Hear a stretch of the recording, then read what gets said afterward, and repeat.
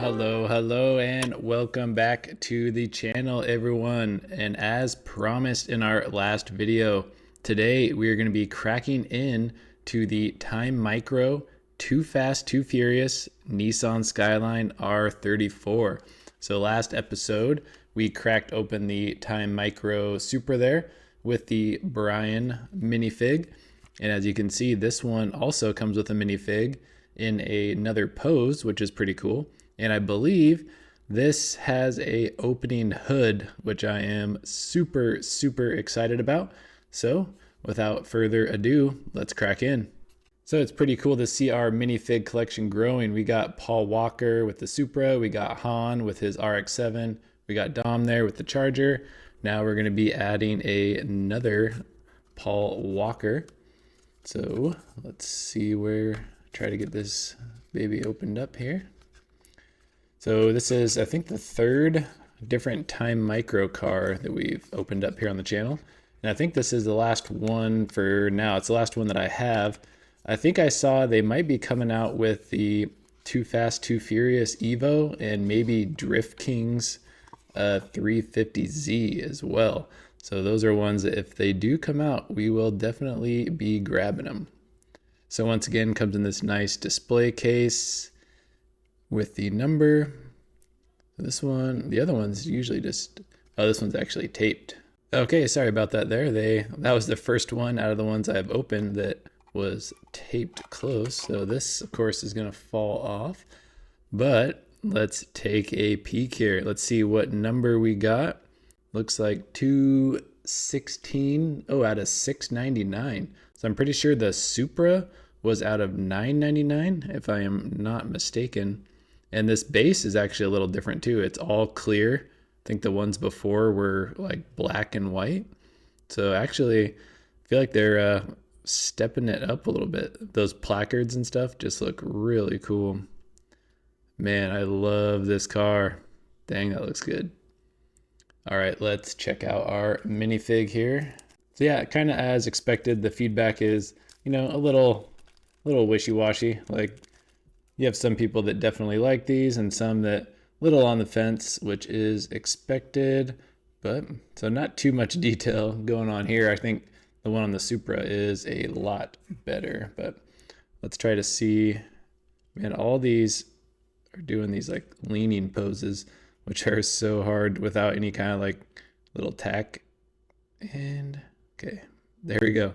Take a picture before he falls over, but that looks pretty sweet. So we'll do this the same as last time. I'll do my little look around review while it's still on the base here, just to kind of keep my hands out.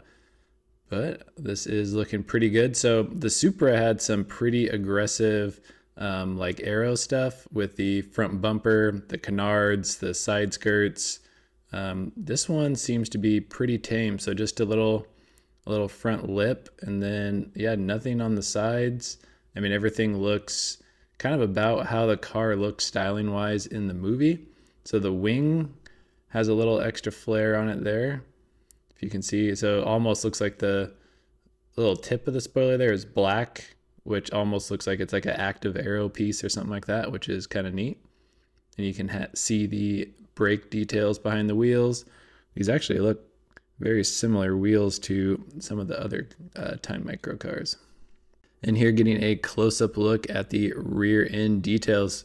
So you can see the taillights and everything on these cars are not painted on. They are actual like plastic taillight and headlight pieces, which is cool. As well as you can see the exhaust detail. Then you even have the little third brake light down by the license plate along with the reverse light. You have the Skyline on the trunk. I mean, there's a lot of small details here on the back of the car. And with this closer up look, you can see what I was talking about there on the rear wing. You can see how it's kind of like that secondary little black lip there. So it kind of looks like an active aero piece, which is pretty cool. So just getting a really good close up look. Man, the details, this looks really good. I love the front bumper, the little vent there on the side. We'll swing it around here to the front. And this front looks really mean with all the vents.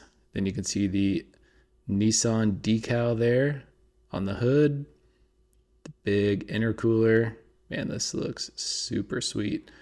So now looking a little at the interior, you can kind of see the seats. Look like they have some like red on the middle of them. Not too much you can see on the interior. So the Supra had the roll cage and the bright orange seats that really kind of showed through, but nothing in here. No NOS bottles, nothing too crazy, but I do like all of the sponsoring there on the hood. So the graphics, not quite movie accurate. They're a little darker blue, and then I think in the actual movie car, they kind of like faded a little more. They weren't like a solid color all the way through, but all in all, it still looks very good. And for what I think one of the coolest parts on here, the opening hood. Man, look at the details in there. So you can see that this car is the RB26 motor. You can see it still has the stock twin turbo setup. You can see on the right side there, you can see the 2 intake pipes. Then on the left side, you can see the intake manifold. You can see coolant reservoir, fuse box, strut bar. I mean, details here are very good. You can even see a little fan shroud there. Dang, this is very nice. And the hood actually stays open, which is nice. A lot of these other cars with opening hoods, seems like the hood doesn't really want to stay open, but I'll kind of show you here. Well, latch are closed, and it closes up very nice as well.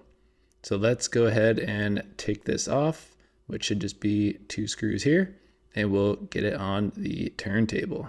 So something I wanted to point out before we get on the turntable, because you obviously won't be able to see it, the exhaust detail on the bottom, which is cool. You can see the 2 pipes coming off the 2 turbos, and they run all the way back and merge into the single pipe and muffler. So that is a very cool and pretty accurate detail, which is very nice. You can almost see the pipes running up there towards the engine, which is pretty neat. And we were able to get this bad boy off of its stand there and get him out here on the turntable. And once again, that front end, the detail level and stuff just looks so good.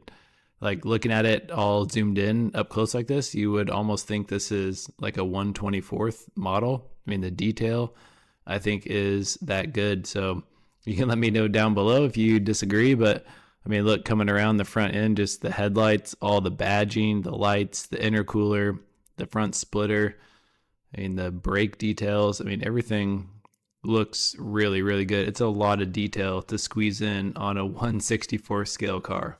And if you remember back, we did open up the Tomica version here of Brian's R34 Skyline, and you see it here on the turntable on the left. And man, seeing these two side by side, it just like 2 completely different leagues. So definitely makes the Tomica one look a lot more like a toy, and the Time Micro definitely is way more towards the collector realm. I mean, just a lot of differences in the detail, which is pretty crazy to see, because before I really did like the Tomica one, and now I don't know, like I don't like it as much anymore. I mean, it still is very cool, and I'm really enjoying collecting all the different brands who make these Fast and Furious cars. So it's been a pretty fun journey just to try to collect all the different manufacturers who, like to dabble in the Fast and Furious cars.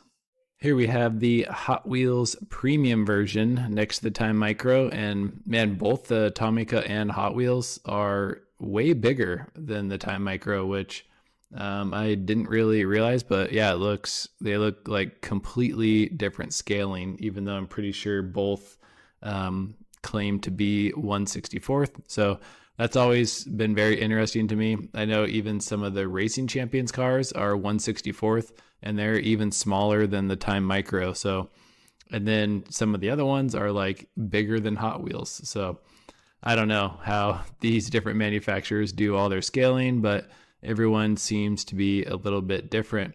I think the Hot Wheels Premium definitely holds its own next to the Time Micro a lot better than the Tomica one, just as far as details and looking more like collector and not so much like toy.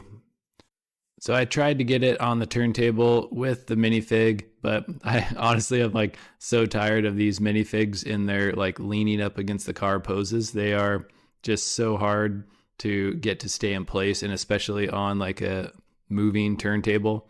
So no minifig today, but thought I'd at least throw it up here with the hood popped so you can see that sweet RB26 detail. Here we go, coming around. So yeah, this is really cool. So kind of interesting that none of the other Time Micros like Han's RX-7 and Brian's Supra didn't have any like opening features. Like the Supra would have been really cool with opening doors and being able to see the cool seats and roll cage and everything on the inside, or even a opening hood like this one. But I don't know, maybe this one came out a little later and maybe they're kind of stepping up their game and quality. I'll try to throw it up. I honestly don't remember what I paid for this one. I bought all of these just in like one big lot, all from one seller on eBay. But I'm guessing they're all probably around the same, around that $20 to $25 mark. And it's a little more expensive if you get the minifig. And if you get it without, I think it's like $3 or $4 less. And here we go. I was able to get all three of the Time Micro cars with their minifigs all set up at the same time with no one falling over. Definitely have not shot this take 3 different times. Like I said, just these leaning minifigs are just so hard to deal with. But definitely pretty stoked on my little Time Micro collection. So like I said, I think they are maybe coming out with a couple more. Maybe the Tokyo Drift Evo, as well as the Drift King 350Z. So I'll try to throw some pictures up if I can find it, but I thought that my buddy Boy Racer Ben, I thought he sent it over to me. So definitely be on the lookout for that. But this probably will be the last little Time Micro unboxing for a little while, but it will not be the end of it. That is for sure, because these things are looking super cool. And like I said, I feel like with this detail level and stuff and with the minifigs, like it looks like they are bigger than 1/64th scale, like at least like 1/24th or 1/43rd. I mean, just the level of detail and just how cool these look. I just can't get over it, and just love having these guys set up, and can't wait to finish my new little Hot Wheels room so I can have these permanently on display. But that is going to do it for today's video. So hope you enjoyed, and if so, be sure to like, comment, and subscribe, and we will catch you on the next upload. Peace.